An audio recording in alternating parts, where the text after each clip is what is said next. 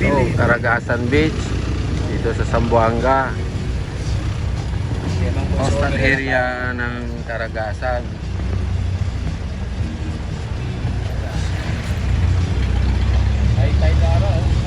Hindi makita yung mga ano sa baba. Kasi maraming natatabunan ng mga ano, Sabihin mo na business establishment.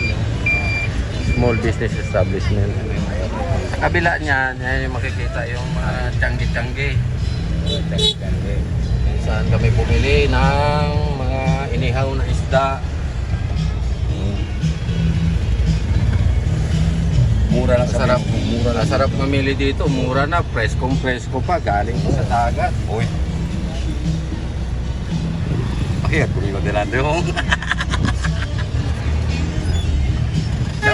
Shout out na lang sa kapatid ko. Hello.